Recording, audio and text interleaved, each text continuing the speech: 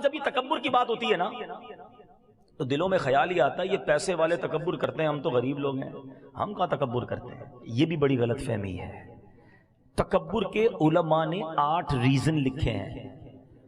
तकब्बुर इल्म की वजह से भी आता है, तकब्बुर इबादत की वजह से भी आता है, माल की बारी तो तीसरे नंबर पे आती है, तकब्बुर इक्तिदार की वजह से भी आता है, तकब्बुर खूबसूरती की वजह से भी आता है, तकब्बुर ताकत की वजह से भी आता है। अब इल्म से कैसे तकब्बुर आता है? किसी बंदे ने दुनियावी इल्म हासिल कर लिया या दीनी, उलमा भी बन गए। जी मेरे मजहबी भाई बैठे अदब के साथ, क्योंकि उलमा ने किताबों में लिखा कि अगर आप दीनी इल्म भी सीख गए और उसके बाद दूसरों को हकीर समझने लगे कि इनको तो आता ही कुछ नहीं, मुझे इतना कुछ आता है, तो ये भी तो तकब्बुर है ना।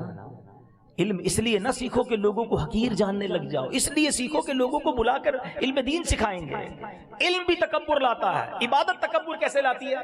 कोई बंदा 5 टाइम का नमाजी बन जाए, कुरान पढ़ने लग जाए, फिर कह देखो लोग तो कुछ भी नहीं करते, ये तो जुम्मे की नमाज नहीं पढ़ता, मैं तहज्जुद भी पढ़ता हूँ।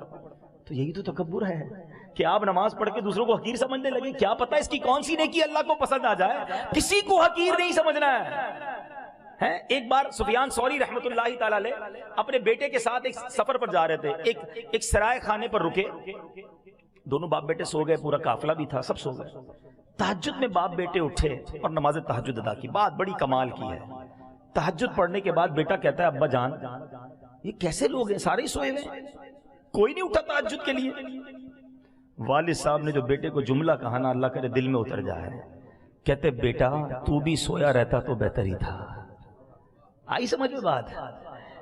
बेटा तू भी सोया रहता तो ठीक था, तहज्जुद पढ़ ली, अब तुझे सारे हकीर लगने लग गए। इससे बेहतर तू भी सोया रहता तो ठीक था। इबादत करो, रोजे रखो, हज करो, नमाजें पढ़ो, मगर दूसरों को हकीर ना समझो।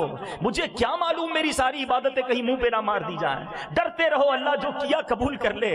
मालिक नाकिस हूं, कमजोर हूं, जैसी टूटी फूटी है तेरी शान के लायक नहीं। ये टूटे सजदे तूने ही कबूल करने हैं। थोड़े सजदे करके फूले नहीं समाते। हाजी साहब, नमाजी साहब, सखी साहब बन जाते। ना करो ऐसा।